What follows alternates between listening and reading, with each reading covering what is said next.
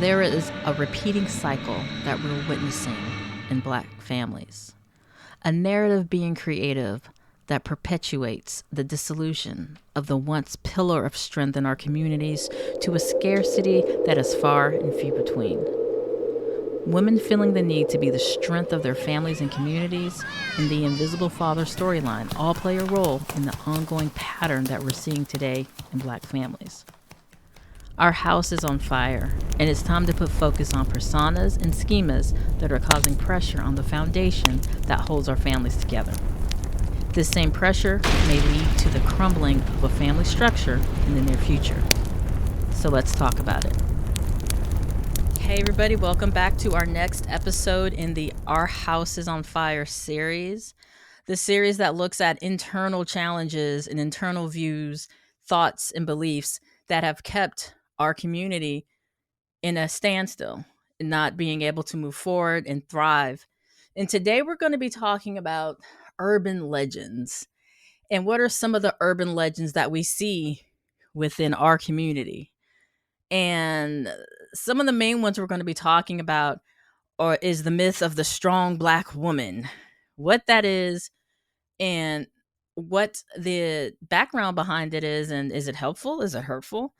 And also, we have Daryl here from All Things Black podcast, and he's going to kind of look at the myth of the disappearing Black father, what that looks like, what that means, and ways to get through the persona and the falsified information of some of these images to get to the behind the scenes element, to learn from what needs to be looked at, the authentic elements of what needs to be looked at, to move forward and make some changes. So before we get started, let's all welcome Daryl. Daryl, how have you been? What's been going on? Tell us about your videos. Hey, what's going on, everybody? It's a blessing to be back on this platform. I do love these conversations. I think these conversations are timely. I think they are substantive. I think a lot is pulled out of each one of us when we have these conversations. And I hope that when people listen to these conversations, they find something substantive that they can take along with them and put it in their tool belt and move forward. So I want to say that first and foremost, and to thank you for allowing me this space again to have these type of conversations. So yes, there has been some videos that I've been doing, kind of testing the water to see what that looks like, and just trying to perfect it is what it is. So basically, it's not just a audio form anymore. The podcast is going to be video format to this as well. So I will be going forward doing video and audio. So that's been kind of fun, just doing it behind the scenes and trying to craft it in a way where it's kind of aesthetically pleasing to the eye and can catch the ear at the same time. So jumping into the topic of discussion today, I'm going to hand you the mic first, Daryl. When we talk about Black fathers, the need for Black fathers, right? The huge need for them, but there's so much dialogue and conversation around them not being there, not being present. So kind of opening up this conversation around that whole myth or that whole viewpoint that Black fathers aren't present. They're not around. They're just out here making babies and disappearing. What would you say to that? And what is your experience just being a father and knowing fathers and just allowing, well, not necessarily allowing, but hearing people talk like this? It's a pretty layered conversation. So what is your viewpoint on that? Oh boy, wow. There's so much. That question is definitely one of those that would have layered answers to it because there's so much involved in that question. So where do I begin, really? To think about it. One of the things I don't want to do is to play the escapism type of role and don't talk about accountability and things like that as far as us being fathers, because the narrative is already out there, whether it be false or factual. that there's a lot of black fathers that are missing in the home. There is some factual information definitely about that, but there are also some extenuating circumstances that kind of brings that about, because it gives the vision, or it gives the perception that black men are just wayward and we're irresponsible and reckless, and we just are out here just shooting up the club, so to speak. and forgive me for saying that, but anyway, doing I that. was gonna say something, but Yeah, I'm just gonna let you. I'm just gonna let you roll with it. and walking away from responsibility. I don't know one man that does not want to be responsible for his child. It is in him. It is in us. We look for that responsibility. Whether we know how to carry it out is something totally different. Whether we had the blueprint or not to carry that out is something totally different. But the responsibility, we look for that responsibility when we begin to grow up as men. We're looking for that. So to think that black men are completely shiftless, reckless, irresponsible is actually detrimental to not only the person receiving that information, it's detrimental to the community at large. There is a high percentage of black men that are absolutely responsible. And actually, I would venture to say nowadays there are a ton of black men that are absolutely responsible. There are black men now that are going to court and fighting for full custody for their children, right? But you don't hear that. That's not publicized. And that's kind of sad when you sit back and think about it, because most of us want to eat from the plate of the negative narratives that are put out there on a continuous basis for black men. We want to eat from that plate. We don't want to necessarily go find a good plate to eat from that has the factual information and has the actual numbers statistically that show that black men are fathers, responsible, hardworking, loving, all of that, especially when it pertains to their children. And that's a sad state of affairs. But there's a lot of working parts in regards to black men not being shown as capable men or capable fathers or capable husbands. There's a plethora of reasons and things that are out there that try to make sure that black men get a bad rap. This is nothing new, especially when it pertains to the negative narratives that are put out there in the mainstream media. This is nothing new. You got to go back and think about Birth of a Nation when, D.W. Griffith, which was one of the first black and white films that was put out that portrayed black men as shiftless. Now you got to think about it. Here's slavery, right? This is kind of funny when you sit back and think about it. Here's slavery in which black people were brought over here to be workers. So we work from sun up to sundown. This is black men and black women. We were forced to work.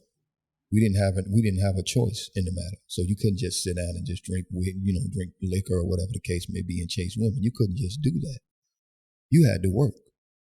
But D.W. Griffith's movie, The Birth of a Nation, was the first propaganda film that was put out that portrayed black men in a very bestially type of manner, right? We were animals. We were seen very negatively. And because of that, as the foundation, that blueprint has been thoroughly, orchestrated and put out into the mainstream population to show black men in a negative light. And this has happened year over year over year over year over year to the point now where it's still being put out there. And the crazy part about it is that there's a lot of us that are still sopping it up. We're still eating from that same plate.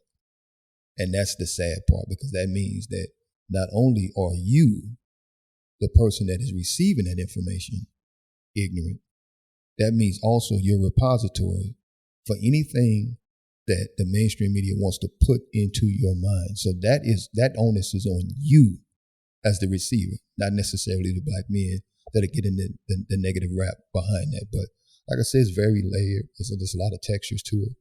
And but that's some of the things that I think about. But for the most part, the information is out there about black men being fathers, being responsible, want to take care of their children and their family, to whatever degree that is. It doesn't necessarily have to be money all the time. It could just be the fact that they want to spend time with their children. Like I said, there's a lot of working parts. I know myself that there's been a lot of fathers that's been pushed out of the house. Now there's going to be some pushback on that. How can you push a man away from his children? I was going to say that. So give us some examples of what that looks like, or what that could look like. Absolutely. What that can look like is this. For the most part, men don't think in regards of that they should fight for their children because it's their children. We don't think about that.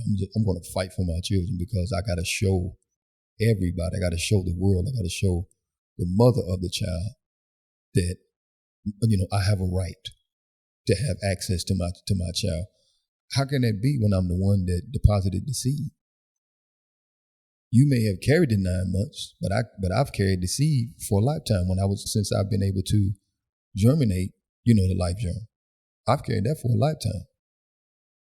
But here it is, I deposit the seed into the womb. You carry the child for 9 months, and all of a sudden it becomes your child. You become very possessive about the child. And when you don't like something that I've done as a man, as the male, you then divorce me from my own child and make it very difficult for me to see my own child when that shouldn't be. As a mother, there has to be a time where you have to come into realization that you may not like the man, right? You might not like something that he's done, but you don't superimpose your hurt onto your child and then force the child to be disappointed in the father like you're disappointed, right? You don't do that. So there's a ton of men that have had to go through several things just to see their child, just to see it. That means, okay, the woman's again, she's upset. She doesn't like it. And it doesn't necessarily have to be anything in regards to cheating. It doesn't have to be that. When she begins to take possession of the child, saying it's my child, that means that at that point, that father, from the mother's perspective, from her side, from her vantage point, from her mindset, nullifies any fathership, any kinship to the child at that point. Thereby, when she does that, she begins to make it difficult for the man to even see his own child. That's the sad state of affairs that a lot of men have had to go through just to see their children. And then, sadly enough, I know a lot of people might not like this, but sadly enough, there's a lot of men that have just given up. Because I'm gonna give a personal experience. There's a lot of men that have given up because when I was coming up and I had my children, there was absolutely no advocacy for men. There was no court system that would help men. There was no advocacy groups that would help men. There was nothing out there that would say, hey, this man has right to his children, and the courts must uphold that. There was nobody out there that would do it. And if you did happen to go on or get a lawyer, then you had to pay a substantial amount of money just going forward, and the courts would bleed your pockets dry, on top of the fact that you possibly had to pay child support or maybe alimony or something like that. So the system is very imbalanced. And unfortunately, a lot of women know that the system is imbalanced to their favor. And at any point, they can use that system to say, yeah, I don't want him in my child's life. And that's a sad state of affairs as well, because eventually every child will seek out both halves of them, meaning I already know mom, now there's a missing piece. I want to know dad. And what are you going to do? Are you going to continue the lie that dad was irresponsible, he didn't do X, Y, and Z, I'm mad at him? And when your child begins to want to seek out their father, right? Are you going to get in the way like you've gotten in the way for all of those years to stop your child from seeing their father because you dislike the father?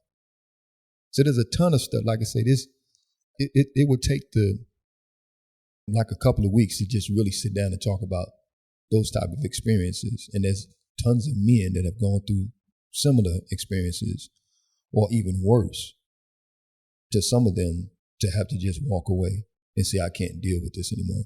And I'm talking about things from the mother side, calling the police officers or calling the police department, getting someone to beat him up, holding him at gunpoint, making sure he doesn't have any kind of money. He doesn't have anything, right? So a lot of tools that would be necessary for him to be able to see his children, to stay in the children's life, she makes sure that those tools are not accessible for him. It makes it very difficult for him to see his own child. So these are just some of the things that kind of, if you want to believe some of the negative narratives out there, you got to understand that for the most part, there is a cause for every effect. We talked about that, but I'll land there. So it's about to get fun. Daryl's about to get fun. So agreeing with everything you're saying, absolutely agree with everything you say. But let's take the elevator down another layer and let's talk about the experiences. And to be completely transparent, I'm from a home that had an absent Black father.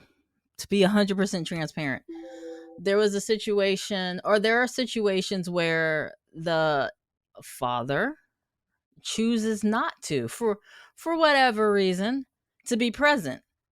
And do issues like that, situations like that, cause an impact on the greater view of society? So we have a different group. We have the group that you talked about, the ones who are trying and saying, yes, I want, let me do, even if they get pushed back so hard they decide to give up. I know for me, I'm gonna fight till I die. When it comes to my kids, they're giving up is not an option. The only thing that's going to stop me is either I'm under the ground, 6 feet under, or behind bars. So giving up's not an option, in my opinion, when it comes to my children. Number two, the individuals are men who have disengaged with no pushback. So let's talk about them. Not the ones you're talking about. Let's talk about the ones who can give the seed and then walk away. How do we address that part of the population? Is it possible for other men who see their brothers, their cousins, their friends who do this to have a conversation? And if you do have a conversation around that, what does that look like? And again, just to give a very detailed example to kind of give you something to go off of, a mother has a child, maybe they're young, and the father's like, well, I'm going to join the military. Good luck with that. And there was nothing, no barrier stopping this individual from interacting with the child. So now mom has to go and do all the strong Black woman things that we're going to talk about later to maintain a life for herself and her kid, while this individual goes and philanders and does whatever else he wants to do. So when we're looking at that bucket, that part of the conversation, how do we address that? What do you think the cause for that is? Do you even think it's built on racial issues, or could it be that that's just a garbage human? You know what I'm saying? So in that scenario, where there isn't the barriers that you talked about, where there isn't the mom who's being vindictive and spiteful, but somebody who just says, you know what, good luck with that. I wanted you to have an abortion. You didn't have an abortion. It's all on you now. What do you say about that scenario? Ooh-wee. Yeah. And just to be, I'm just being balanced in the conversation. Yeah. Definitely, I'm not coming for definitely. you. No, I get it. No, I get it.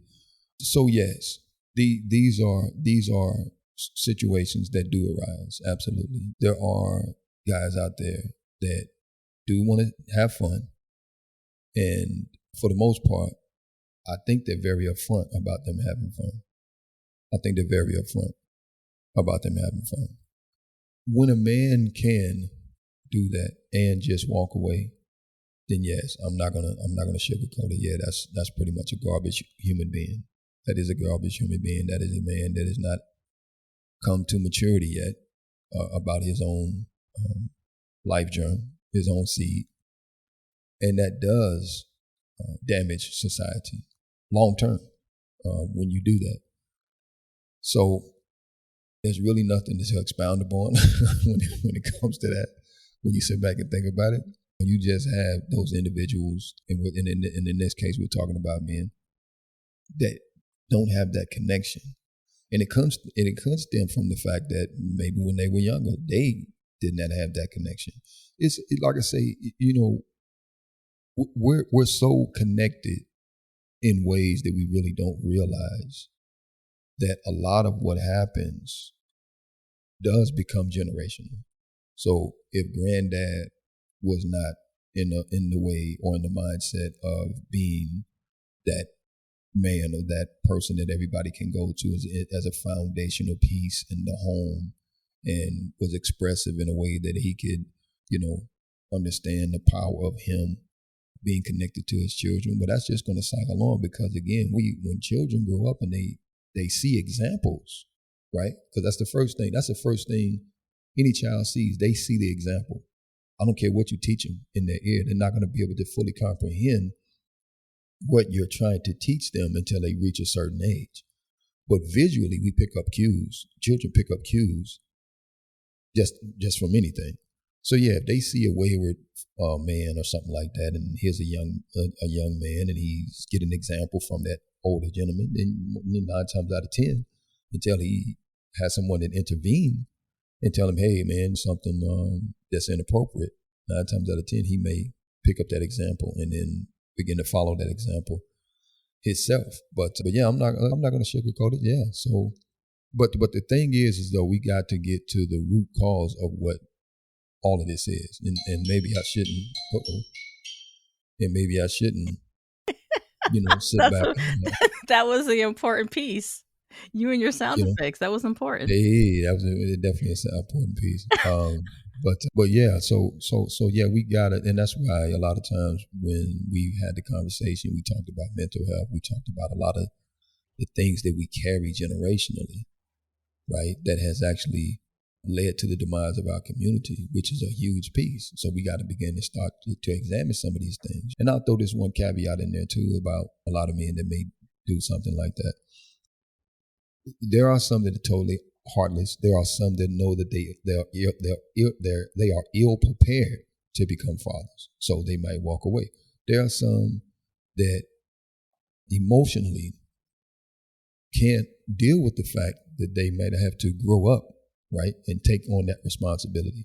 But that still does not mean what I said earlier, that for the most part you do that innately. Men are looking for some type of responsibility. Even the guy that you were talking about that went to the Army, that's a responsibility.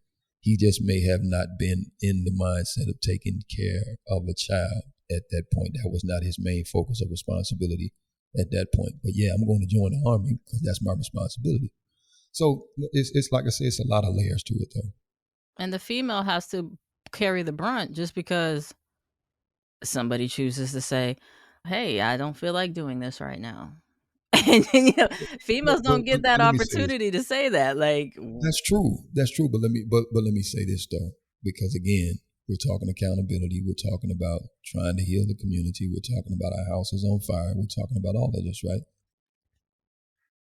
Unfortunately, I don't think either one of us gets a pass in this regard. I'm sorry. I just don't think either one of us gets a pass in this regard, because when you especially during those time frames, during the times when you're talking about the 30s, the 40s, the 50s, the 60s, stuff like that, right? They had a different set of norms, right? They had a different culture than what we have now. So for them back then, they knew having children out of wedlock was a no-no. Right. That was a no-no. Now we're talking about, now divorce is something different. But if you were having sex and you were promiscuous and you were out there doing your thing, men and women both had a set of norms and a playbook to go by. So you knew better back then. Mm-hmm. You knew better, male and female. So neither one get a pass. And for me, in that regard, neither one get a pass because they knew better. Women were ostracized at one point when they got pregnant outside of marriage. Right. You couldn't do it because that was not the social norm. It wasn't. So again, we can't tilt the scales in one direction and say, oh, poor her. No, it's not poor her. She knew better. She knew better. He knew better, and she knew better. So both of them rolled the dice, right? and it came up craps. That's all it was. I'm sorry to put it like that, but that's what it came up as. Oh, did you call baby craps? I didn't call it baby craps. Oh my I gosh. said both of them. I said both of them rolled the dice, and it came up craps on for both of them. So if neither one was ready, they shouldn't have rolled the dice. They shouldn't have played that game. That's true. However, in this day and age, are we really? It's much more uncommon to find people who think that smashing's not a regular part of a relationship, marriage or not. Like, unmarried, like, to find somebody who's like, I'm a virgin until I get married, like, good luck with that. Where are you going to find that? And then you have situations where it's just a different time frame. But at the end of the day, Yes. it's the children who are being impacted by this long term. Like, if we look at some statistics, 57, this is a US Census statistic, 57.6% of Black children are living in absent biological father homes. 57.6%. And then when you look at what that looks like long term, what are some impacts of having a father outside the home? 44% are more likely, these children are more likely to be living in poverty. There's a 71% increase of possibility of drug and alcohol abuse. They're 2 times more likely to commit suicide. So there are some huge, and I'll put these statistics and these reports in the description box or the pod notes, but there's some huge correlating facts that come up when you're looking at fatherless households.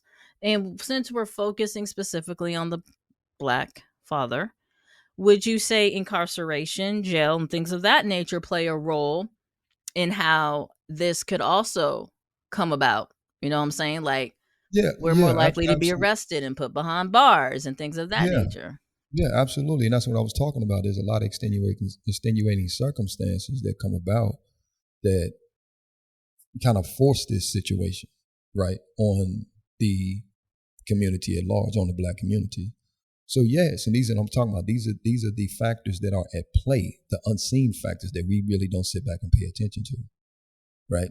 I believe on one episode that you had, I began to talk about our overly sexual desire and appetite in our own community.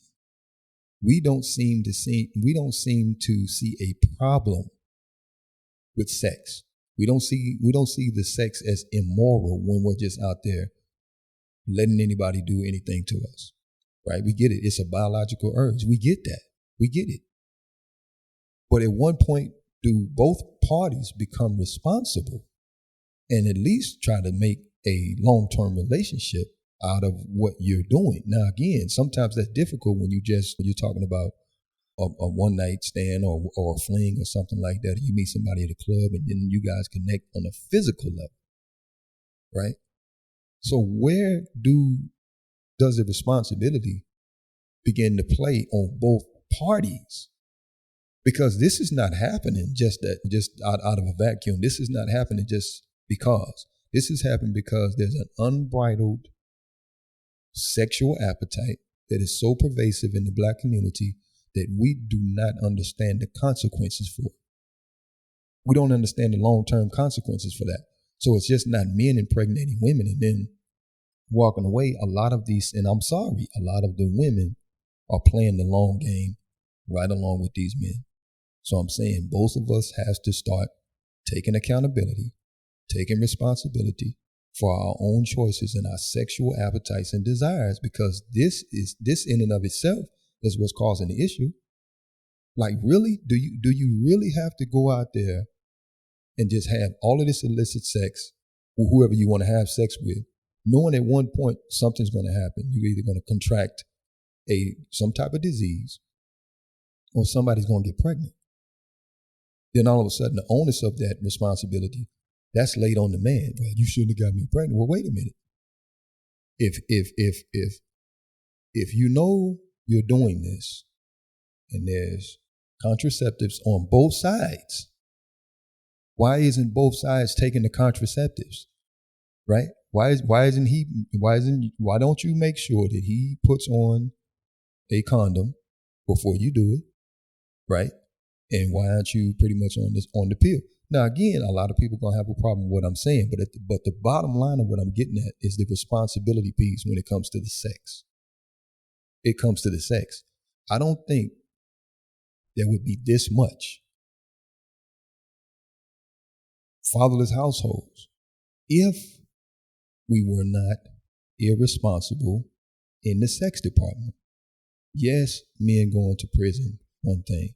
Yes, men being somewhat uneducated, that's one thing. But somebody's having sex with Johnny Criminal that has a third grade education. Somebody's having sex with him. Wow. Somebody's having sex with him. I'm sorry. Oh my God. He's you tell me I'm lying. Somebody's having sex with Johnny Criminal that has a third grade education. But what about the people who get married, or the people who are married and the divorce happens and the individual moves on? Like you said, there's so many layers to it. I think a lot of it comes down to our own individual accountability and responsibility. Like, we could use the excuse that people use, or I've heard men say, well, I didn't have an example of what a good father was. My brother did not either, and he would get every father award I could give if I had them. This man is ecstatic about fatherhood, and he takes it very seriously. And I'm so proud of him without any example from his father. So even having individuals use that as an excuse doesn't really play well with me, because I've seen people come around that. So I really think a lot of it has to do with your own personal responsibility Yes, I agree. and your I value agree. system. Exactly. I 100% agree. So I'm gonna give up another personal experience. Okay. Fortunately for me, I was fortunate enough to have, first of all, the sense to respect my elders, because that's the way I was taught. That was my value system: respect my elders. Right. Secondly, when I was of about 16, 17 years of age, people began to teach me. Right. I had an awareness at a young age, even though I made some bad choices and yada yada yada, But I had an awareness at such a young age, and I was able to navigate spaces because I had this awareness, and I was open enough to have people begin to teach me. Right. That's one thing. That's what kind of helped me to become, the man that I am now. That's what kind of helped me to do that. Right. So, a couple of things. You're right. It's the value system. It's the mindset. It's the maturity level. It's how much information that you can obtain in that time frame. If somebody catches the young man early on, right? It's the socialization of the people that you're around, which is another thing. So all of these different factors do come into play, right? And it comes into play early on. But we got to start still talking about self-esteem levels, imagery, right? We got to talk about these different things. Absolutely. Growing up in a household where, men were demonized, or they were championed when they were gangsters. You know what I'm saying? They were part of the certain sets of gangs and clubs. You know what I'm saying? See, these type of things were celebrated Right. around that time. These were celebrated. So now what's happening is that there has been a paradigm shift. So the gangsters and the thugs now are no longer kind of seen the way that they used to be seen back then. And a lot of the gangsters and the thugs that I grew up with, they're no longer walking around. Because at least some of them that I grew up with, they still had a code that they went by. There was a certain code. They might have done their dirt, but they still had a certain code that they lived by. That no longer exists in these new generations. It no longer exists. So So the it comes back to memos, community, like we were talking before. yes, absolutely. That is absolutely correct. So So yes, and again, I'm not trying to sit back and excuse bad behavior whatsoever, but we got to get to a place where we're also understanding where the bad behavior comes from, male and female. We got to begin to understand that and have a certain level of empathy about it. Damn, when we just gonna just look at everybody and just throw them by the wayside and say, "Yeah, that's a bad human being. Get rid of them." You're I mean, that's garbage. crazy to me. You But peasant. yeah, I get it. but at the same time, damn, when you understand all these different factors and these different things that have these institutions that's been set up at play very, very, very intentionally. Yeah, Prison look at Section population. 8 housing and some of these Yeah, housings where you can't have a man in the exactly. home or you're going to lose your benefits and things of that nature. So Exactly. it's definitely there. It's definitely there. So, and the part of this conversation too is not just highlighting Yao, the disappearing black father, a little tongue in cheek. It's a myth because many fathers want to be there, and even with that statistic of over 50% of black children living in fatherless households, it's not to say that these fathers aren't trying. And every situation is an individual situation. To not clump everybody as, oh, well, Thank he's you. just getting 10, Thank you. 5, like he's pregnant and just like living his best life. Are Thank you. you really? Because a lot of times that's not the case. That's the thought. Well, he walked away and he's living his best. That's the thought. Trust me, it's not what you think it is. On the other side, I talk to plenty of men, and I guarantee you what your thought process is because you think he's shirked responsibility and walked away from it. A lot of times, these dudes are not living like you think they are. A lot of them are not living that way. Trust me. Yeah, they get out there and do their thing and whatnot, but they're not living like you think they are. These are to the women that believe that the men have walked away and living their best life. Trust me, they are not living like you think they are. A lot of them are not. Right. And to the woman, and moving to the woman, some of the fatherless household can kind of pour into this next urban legend of the strong black woman or the superwoman. It's really interesting to see how this plays out. There have actually been studies done where in a partnership with the University of North Carolina, Chapel Hill specifically, a framework of the superwoman schema that talks about some elements when people refer to the strong black woman and how it can really be a hurtful concept in our community. And these elements, there's 5 of them, right? Black females feeling an obligation to present this image of strength, feeling an Mm, mm, obligation to suppress emotion, being resistant to being vulnerable, drive to succeed despite limited resources, and feeling obligated to help others. These elements all together.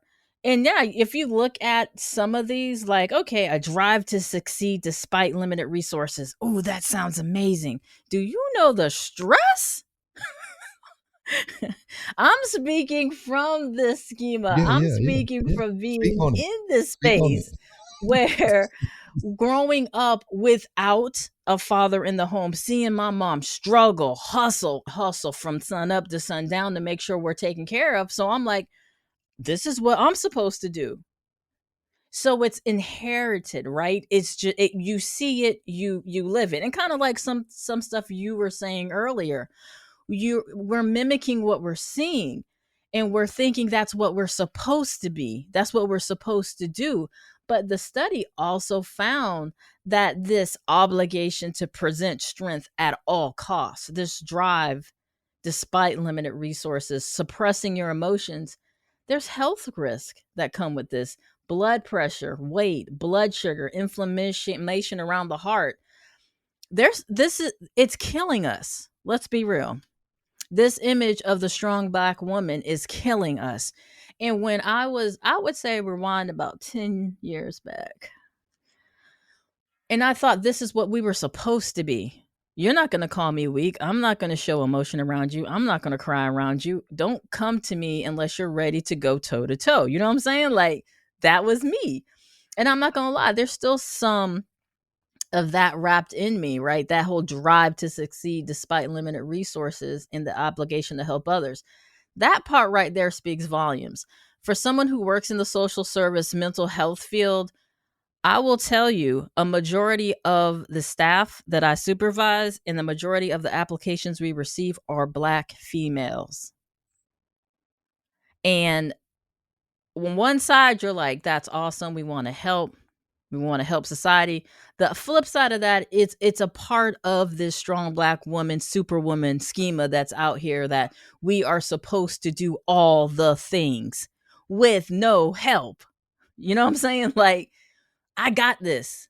Don't open the door for me. I'm going to carry all these 20 bags by myself. Yeah, yeah, yeah. And That's sad too. it is sad because let me tell you, when I started to realize, like, this ain't it. Like, this is not it. It was eye-opening for me. And how did this happen?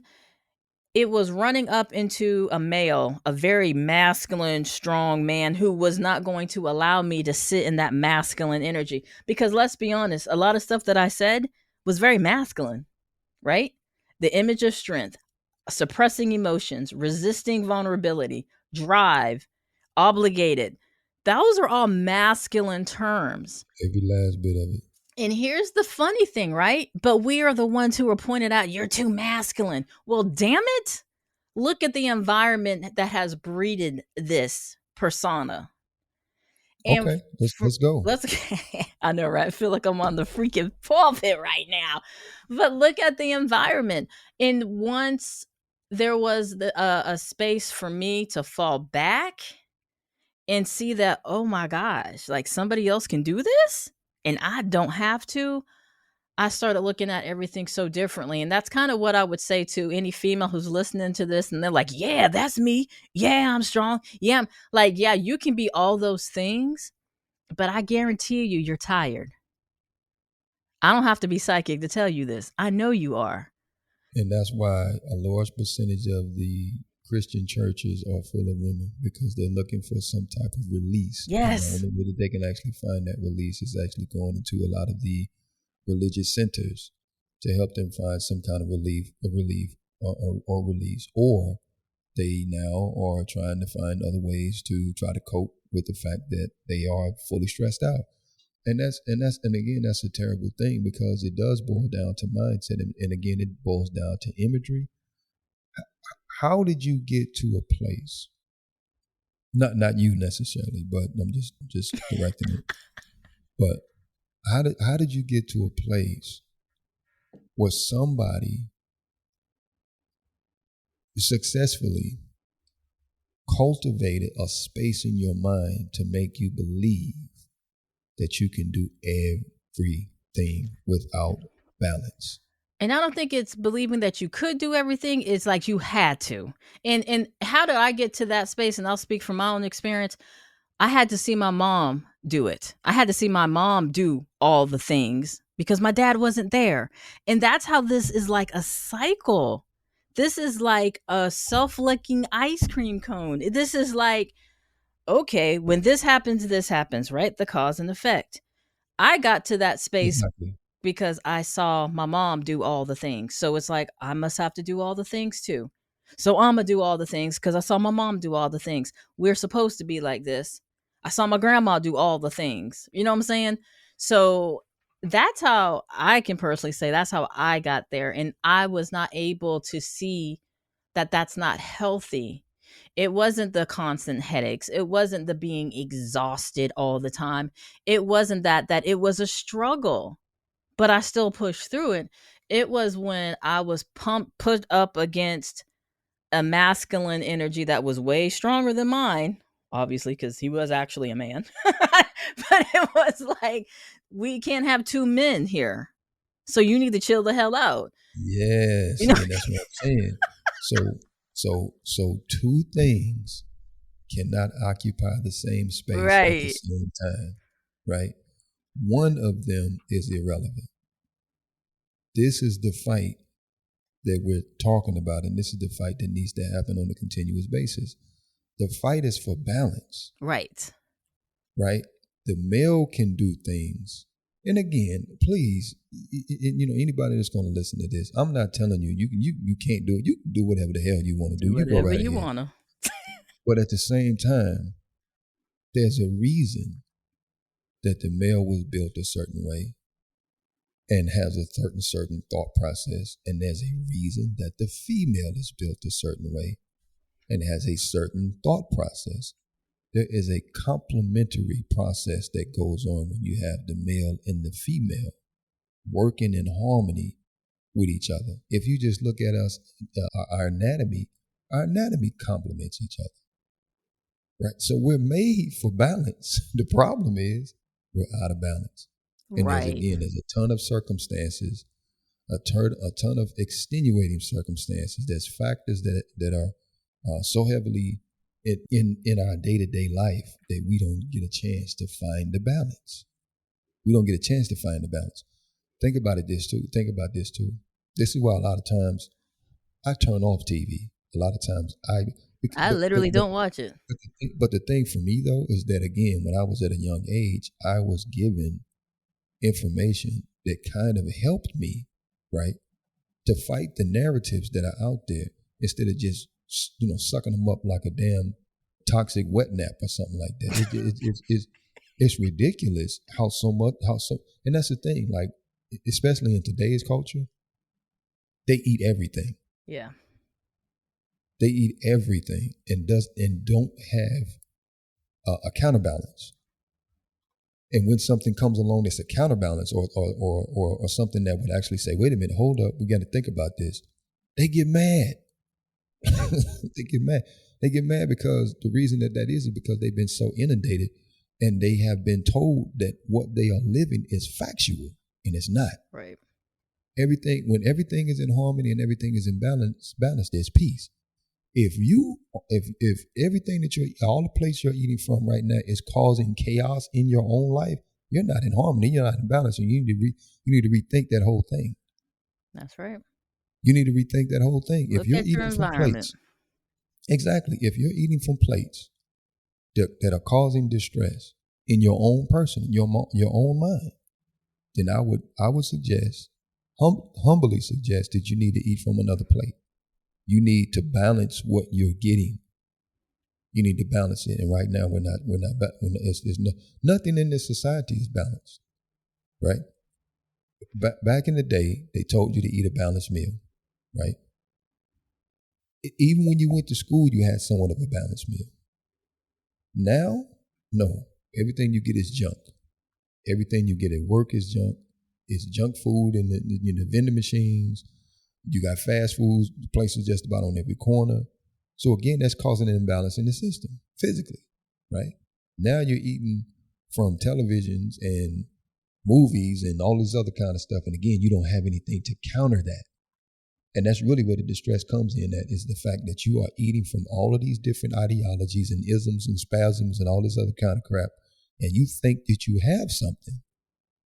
You're fighting for something that somebody set up for you and prescribed an activity for you to do. You didn't do this on your own. Black folk don't even know who the hell they are when we talk about this. We don't know who we are still.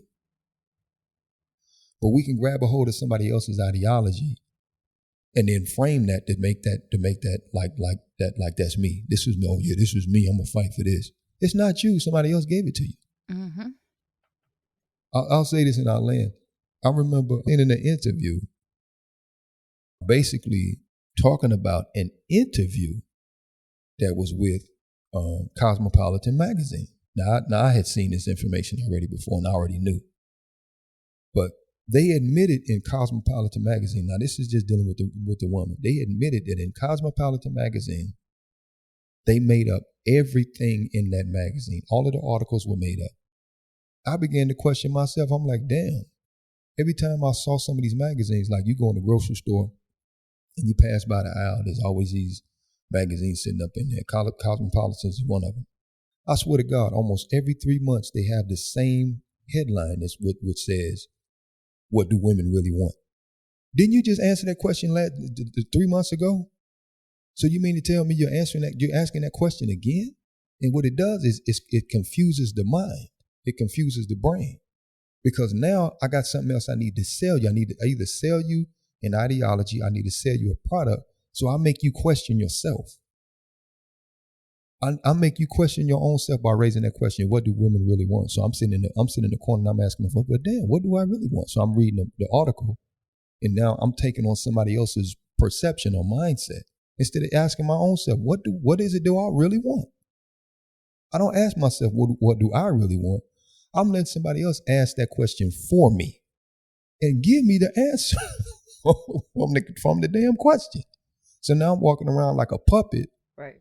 And I'm taking everything on that they told me to take on. But this is what I'm talking about. You got to have accountability. You got to have something to counter the stuff that you are just feeding on a consistent basis. That's the heaviest thing, and I think that's where a lot of us are missing. We still don't know who we are. We're grappling with who we think we are, and we're coming up with all these different things and spaces to deal with because we still don't know who we are, or we're refusing to live up to that question that's really already been answered. To be totally honest, Black folks has already been told who they are. We just still we don't want to deal with that part. We still want to be in the system. And I'm gonna say this, and I'm done. We still want to live in a system that is counter our nature. This system is counter our nature. This is not natural to Black folks. I'm sorry for whoever will listen to this and whatever you feel about it and whatever. But this system is counter our nature. You just mentioned the fact that here are women that are having to take on all of these different things, and as a result, now there's physical factors that they're having to go through that are detrimental to their health. It's killing because us. Because they're taking all of these different roles. Right. And you might get the accolades for it, you might get the attention for doing it, but at the same time, you're down at an early age. Yep. Hypertension, fibrosis, cyst, all of these different things, cancer, early cancer, stuff like that, because you're taking on all these early roles. And not to mention, you still trying to live with grandma or great grandma put in you. So all of that, you got all of that going on, and you can't sit still. You can't sit still. You feel like you have to do something. You can't sit still. There's a moment in time when you just gotta do this. I need to be still. And that tells you something. And I will also say this, and I'm glad you brought that up. Listen to your body. Like, if you can't sit still unless you have a medical condition, that's completely different. But check in on yourself. Like Daryl just said, not stop allowing people to tell you what you're supposed to be, and check in with yourself. And I will say this as we get close to wrapping it up: as a reformed, independent, super woman, that's independent, strong Black woman, like I said, once I found somebody to fall back with, and I was able to fall back with, I was able to breathe.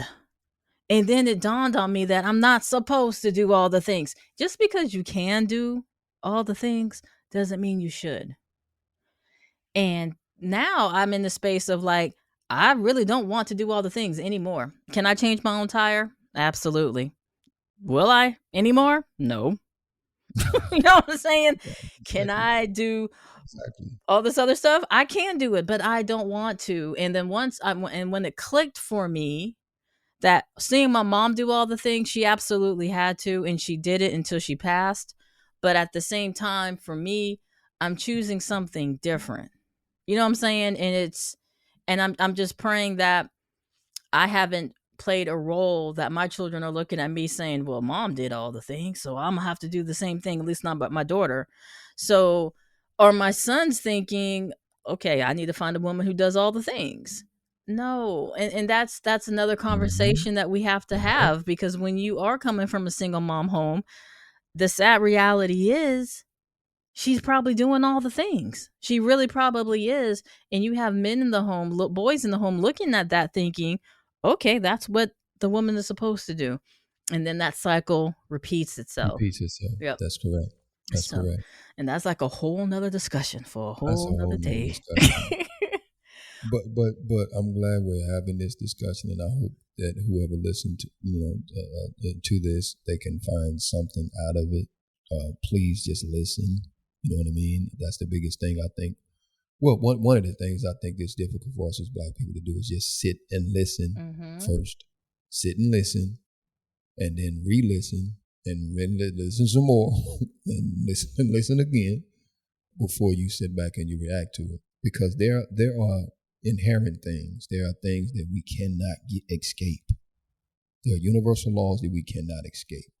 Right. And if we try to fight against those universal laws, the more we struggle against being combative against those universal laws, the more we cause disharmony within our own self. That's another thing. Stop it. You don't have to. If you don't have to pick up the hammer, don't pick up the hammer. Put the nails down. But you really don't. Well, I'm gonna do it. How can I? Okay. Well, I don't want to do none of it no more. None of it. Right. Put it down. Put it down. And I'll say that, and I'll end with this. Just on that note, since we're talking about that, do you know how much pleasure men get out of fixing things and putting things together? Really? It's a lot of pleasure. Well, I need to find somebody to do it then, because my poor brother is probably annoyed as hell. Like, I can't wait for this chick to find somebody, because I call my brother all the time. It's a lot of pleasure. It's a lot of pleasure men get out of, those that know how to pick up hammers and all this other kind of stuff. There's a pleasure. There's a pleasure you get out of building. Physically, there's a release that happens within a lot of us as men. And when you begin to take that away, I'm going to say this part, when you take that away, you are causing an imbalance in the universe. You take that away. Men are supposed to do certain things. Women are supposed to do certain things. I don't give a damn who don't like it, but there's a reason why we are made different. Right? There's a reason why we think different. We're supposed to be in harmony. We're supposed to be one. And that means his gifts, skills, and talents and everything else that he has, he brings that to the table. Bring it to the table. She does likewise, skills, gifts, and talents and whatnot, brings that to the table. And you craft a union with that based on other immutable laws and principles and spiritualities and things like that. You craft a union and you march forward with that. That's the balance. But for some reason we are imbalanced, and we're now calling the imbalance balance. Boy, right. I tell you, anyway. Right, you're absolutely right. And I don't know. I'm glad we had this conversation, and I know there's so much more of the conversation to be had. Just the element of the imbalance, right? We've talked about this too. The imbalance of the overly masculine female, which we kind of just talked about some of the background with that, the schema behind that, but then the overly feminine males that we have out here. You know what I'm saying? So that's definitely another conversation to be had. And some of these conversations are uncomfortable to listen to, but if they were comfortable, we probably wouldn't have to have them. You know what I'm saying? Right. Bingo. That's how you end. Yep. That's how we end. So go ahead and let everybody know again where to find you and what new or upcoming events, productions you got going on. Yeah, so definitely you can find me on the All Things Black podcast. There is some recent episodes that I have posted. I did a series recently that asked the question, what does God want us to bring to the table instead of what do I bring to the table, which is a very divisive question for a lot of people. So we kind of centered it. At least I wanted to kind of center it and ask that question, because there is a divine presence and there is scriptural things, basis for us to have when we actually get together with anyone in any kind of relationship. There are things that we are supposed to bring to the table, and it's well beyond these materialistic things that everybody is talking about. Because at the end of the day, when you take these materialistic things away, then what do you have to bring to the table? So we're asking that very specific question. That's a 3-parter. So we recently just ended that and wrapped that up, and we ended it up very specific, and it was pertaining to men. I wanted to end it talking about men and what men should be bringing to the table. So, but yes, that's how you can also find the YouTube channel. where I recently began to do the videos and stuff like that. So yes, please stop by, subscribe, look at some of that content, and then if you do that, reach back out and give some feedback. Absolutely. And again, we are so thankful to have you who come over here and have these really deep discussions that we really need to be circulating. So definitely, if this touched you, share it, talk about it amongst your people, talk about this topic amongst your people. Do some self evaluation. Like, do you fit any of the personas that we just talked about?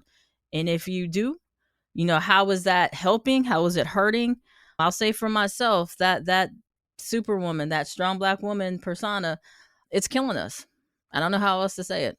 You don't have to believe me. Look at the science. It's right there. And I will definitely be posting this information in the pod notes.